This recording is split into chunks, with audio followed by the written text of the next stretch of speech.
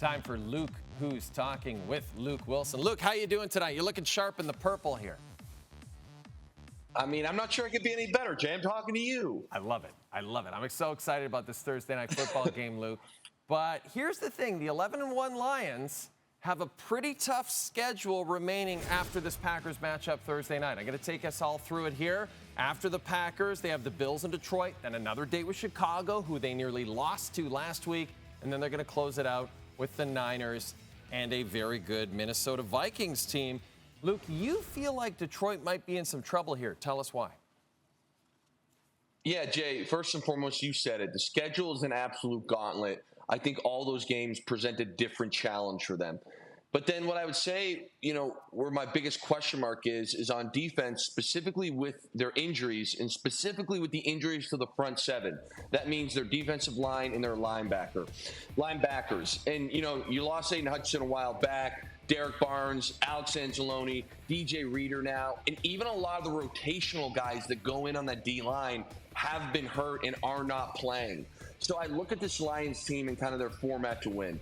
Their offense is a juggernaut. In my opinion, this is the most complete and the best offense in the NFL. But Jay, we've talked about this numerous times where there's a margin of error, based on how good your team is.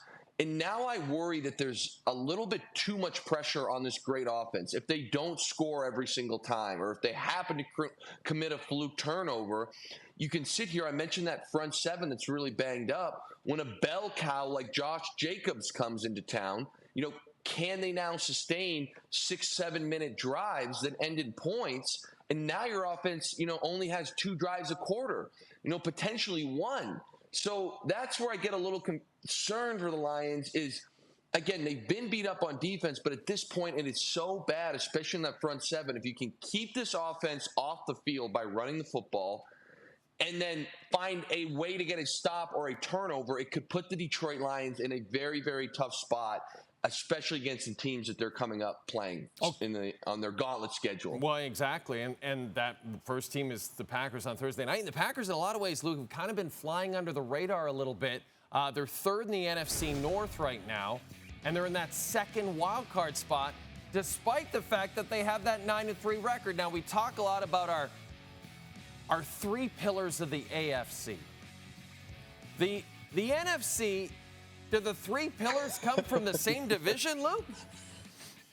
And I would put a 4th in there, Jay. I would put a 4th in Philadelphia, but you're spot on, because right now, when I look at this, organization, the Green Bay Packers, they have a shot to go the distance. Again, my favorite would still be the Detroit Lions.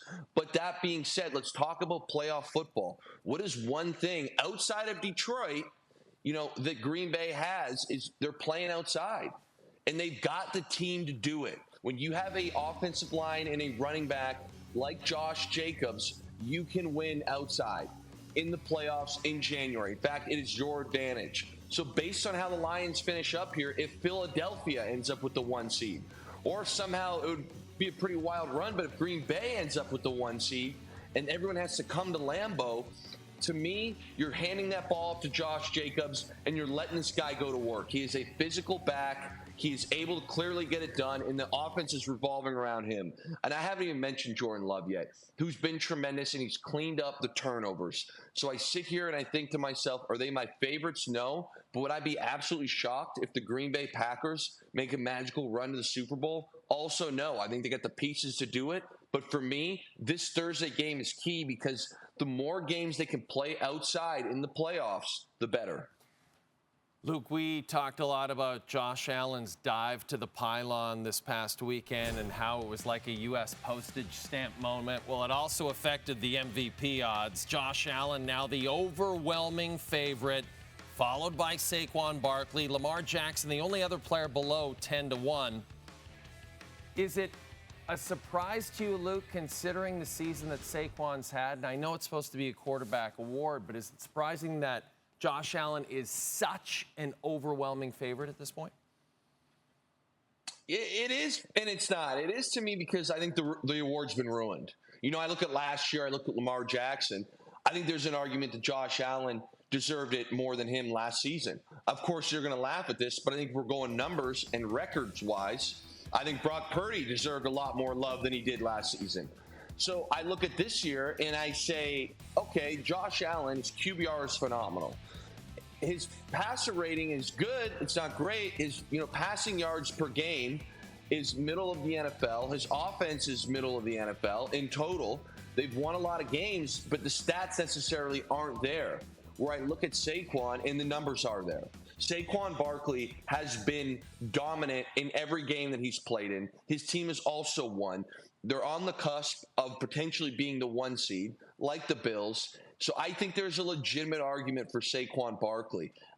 For me personally, I lean that way. And there's this, narrative, Jay, that, if you take Josh Allen off the Bills, they're a 6-win team.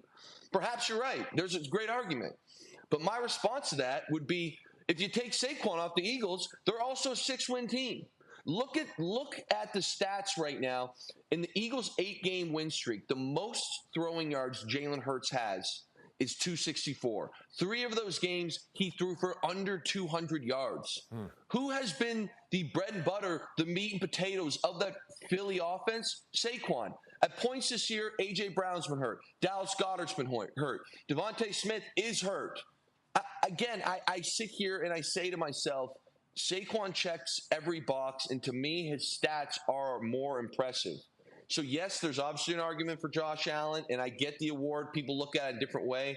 But to me, I think Saquon should be right there with Josh. And if they end up getting the 1 seed, you got to seriously consider him.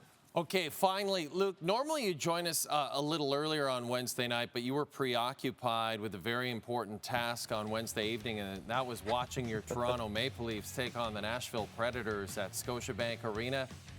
We've got footage of it. As you can see, we sent the TMZ camera op sitting 2 rows behind you. You're looking resplendent in the toque. How was your time at the Leaf game, buddy? Quiet barn, Jay. I gotta be honest. I've always been honest with you. Very quiet barn, very corporate atmosphere right now. I'm here for contact. There's very little of that, and it's just simply not a rowdy building. So all in all, it was not a great experience from a sporting standpoint. If you're going to, get an overpriced cocktail and have a big dinner, it's probably a good spot for you. That's where I'm at with this. I think a lot of the public agrees with you, buddy. A lot of the public agrees with you. That's why we need another team in Toronto. Thanks for this, pal. Next time we'll try to send you to a Raptors game or something, okay? I like that.